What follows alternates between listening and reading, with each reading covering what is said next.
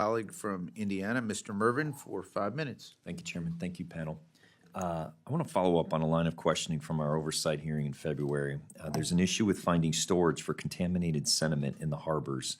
This is extremely costly. In the case of the Michigan City Harbor, this hampers the Corps' ability to dredge the entirety of the channel. When I asked Major Condrey about the issue in February, there was not a clear answer on the path forward to address this issue. Specifically, what is being done to find additional capacity for dredged materials, and what are some of the specific challenges that you can point to that Congress might be able to be helpful in addressing?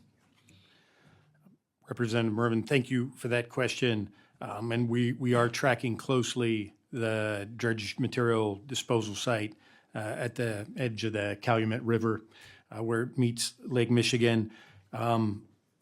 With the change of support from Illinois, what that has allowed us to do is in the lawsuit being dismissed, now we can have open discussions with the state, which are ongoing right now, which is, okay, what's next? We weren't able to do that before, so we got that cleared out of our way, and so those discussions are ongoing. What are the discussions? What are the hurdles that have to be overcome with those discussions?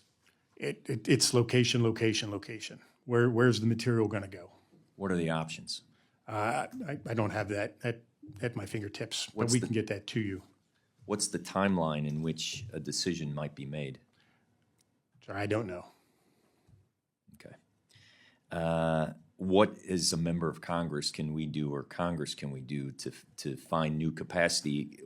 What is your percentage of that working out with Illinois? So right now, we have nowhere to put that material, I believe, as you well know. And our commitment is to continue to work with the state to find a viable solution.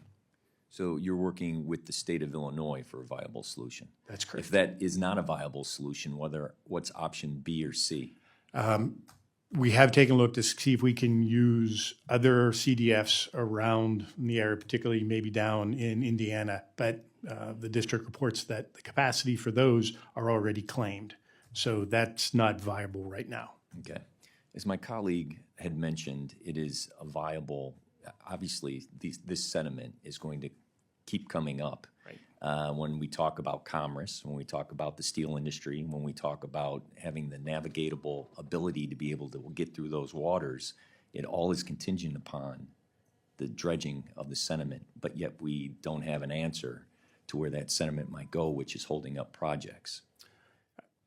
Absolutely agree. The importance of the Great Lakes harbors to the economy of the region is tremendously important. Also acknowledge that there's a great deal of concern out there that from the legacy pollution that is in those sediments, that the public rightfully fears that they don't want that to do any more harm. And so that's our commitment. We're and absolutely I know that's on not the your, same page. Absolutely. Right. Absolutely. I want to protect the community first and absolutely. have clean waterways second. Sir, absolutely. And so right now, or before, we had a roadblock that we couldn't advance discussions with the state because of the lawsuit.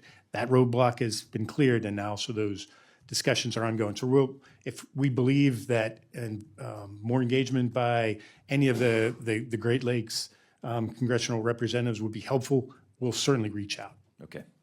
What I'm asking for and getting to is that we have an open line of communications, that my office, along with the Army Corps, is able to understand what the path forward is. So the impact that it has on those projects going forward, we have an understanding of what will be going on and the protection of our communities.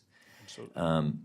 And then on a micro scale, Northwest Indiana is near Chicago. Chicago headquarters was on the list to be eliminated. It's now off the list. There is a small office in Griffith that allows people to use as a workstation. That is on the list. What is the current situation with, obviously, to assure me that the Chicago headquarters stays there, because that is the capacity that the federal building didn't have the ability for them to move into. And then secondly, what is the Calumet office in Griffith's future look like? Representative Mrvan, the district is staying put. The area office, we're still working this with GSA, but we have our own real estate authorities that I can enter into year by year leases if we need to. And we'll exercise that real estate authority if we have to. We're trying to find a more efficient way. Okay. If we can find an efficient way to keep that simply because it has to do with the productivity That's right. of what goes on in my district. And I thank you very much for your time. I yield back. Thank you, Mr. Mrvan. At this time, I'd like to recognize my friend and colleague from Washington, Mr. Newhouse, for 5 minutes. Thank you, Mr. Chairman. Appreciate that very much. Thank you all for being with us this morning.